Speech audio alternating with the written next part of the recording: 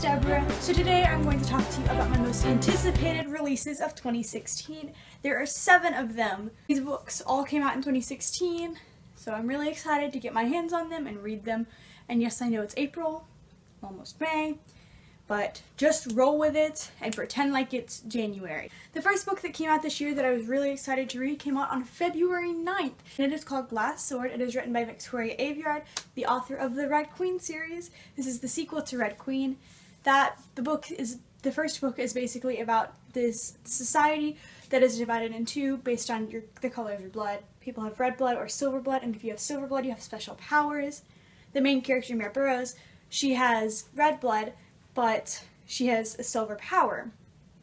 And the government finds out about this, and she becomes betrothed to the prince because they want to hide her red blood, and she basically has to live under a false identity, but she has experienced everything the Reds go through, and she wants to fight against everything that happens to the Reds.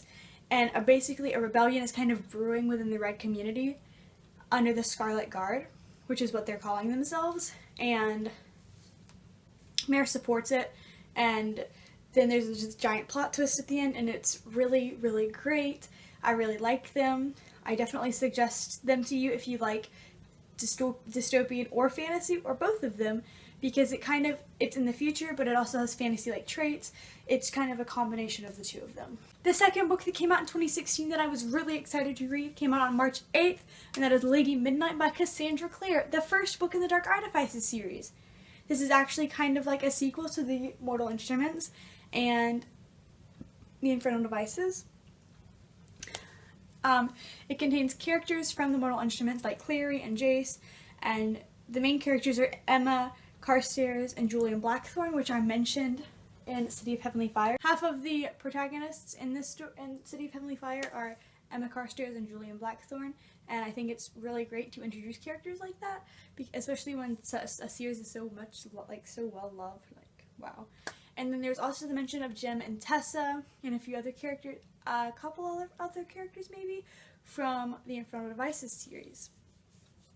In this book, it's 5 years after the Dark War, which happens in the Mortal Instruments, and Emma Carstairs lost her parents in the Dark War, and everybody assumes that it's the antagonist within the Mortal Instruments because he went around killing everybody or turning them into these monsters, basically. And Emma doesn't believe that it was her parents, or that it was him that killed her parents, and so they're trying to find this murderer that killed them, and she keeps getting close, and as she gets closer she finds out that there's another series of murders that's going on in Los Angeles where they live, and they're trying to find they're trying to find the person who killed all of them also.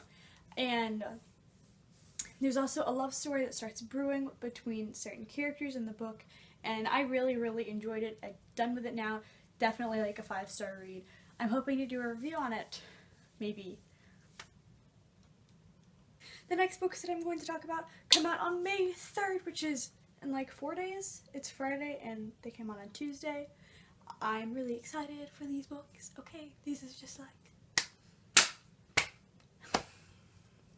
So the first one is called Hidden Oracle, and it is the first book in the Trials of Apollo series by Rick Riordan. I'm pretty sure it will be another 5-book series. This will be the first book in this series. So Apollo is cast out of Mount Olympus after something happens in the war. Zeus gets mad at him for some reason or another, and he is stripped of his powers, and he's now a helpless mortal who cannot do anything. But it's almost like he's a demigod because he still knows how to, like, square up. He still knows how to fight and stuff. So he obviously goes to Percy Jackson for help first, because Percy Jackson is just like greatest demigod of all time. 100% greatest demigod of all time. And I think what happens is Percy Jackson takes him to Camp Half-Blood so he can train and become a better demigod, sort of. I don't know. But I'm really excited because it's another book in Percy Jackson worlds involving Greek gods, and it feels like the series is never going to end. I'm literally like drowning in books. Luckily, I got on board this train last year, so I've had enough time to catch up. The next book that comes out on May 3rd is called The Crown, and it is by Kiera Cass. It is the 5th book and final book in the Selection series. It contains the answer to who Eileen is going to marry. The Selection is basically a book version of The Bachelor almost. So the prince or princess who is to be queen or king, to be the leader of the country, has to go through the selection process where they are given 35 men or women between the ages of 16 and 20, and this all happens when they are about 18. So between those 35 people, they basically say, okay, I'm going to marry you. You are going to be the person that I'm going to spend the rest of my life with. And I read the entire series, the first 4 books, in about 2 weeks. And each book has 300 to 400 pages in it, I would say. They aren't thick, but they're not exactly like really small either. This one has 325 pages-ish, about 325 pages. So they're not necessarily small, but they're not really large either. I really enjoyed reading them, and I'm really excited for this next book to come out. The next book, coincidentally enough, comes out on July 31st, which is Harry Potter's birthday. And who could this book possibly be about? Well, what about Harry Potter's children? His cursed children? Or child? You know, like one of his children, Albus Severus, Lily Luna, or James Sirius Potter. One of them is going to be cursed. I'm thinking it's Albus Severus because he's the only name that we actually learn while reading The Deathly Hallows in the 19 years later area. This will be the play that will be performed in Britain or London. London, I think it will be performed in. I'm not completely sure where it will be performed, but we basically get the script of the play in a bind-up book version, and it comes out July 31st, and I'm really excited. This is like my number 1 book on my list, Trials of Apollo being the second, but I'm so ready for this to be out so that I can read another Harry Potter book, because Harry Potter, that's why. The last book that I'm really excited to read comes out October 4th. This is the second book in the Magnus Chase and the Gods of Asgard series. It is called The Hammer of Thor. It is by Rick Riordan.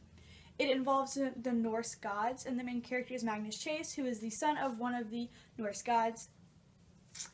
They basically have this hotel for people who they think are special. Once they're dead, they go to that place, and before that, they just kind of exist in the world, I guess.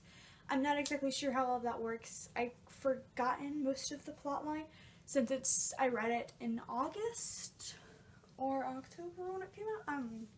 I don't remember, but I was also in a reading block while I was reading it, so it was very difficult for me to get through the book because I was just dragging myself along, and I basically had to force myself to read, so I didn't really enjoy it as much as I should have. So I'm going to plan on rereading it so that I will enjoy it this time, because I love Rick Riordan's writing. It is just amazing. Amazing. So those are my most anticipated books that are coming out in 2016. Yeah. Don't forget to follow my Instagram, which is LittleWhiteBookshelf, my Goodreads, LittleWhiteBookshelf, and my website, you should totally go check it out, which is LittleWhiteBookshelfblog.weebly.com. All of those will be linked in the description below. If you enjoyed this video, don't forget to click like and subscribe if you want to see more videos from moi. I will see you guys next week. Goodbye! The views are Julian and Emma, that time. Not Julian and Emma.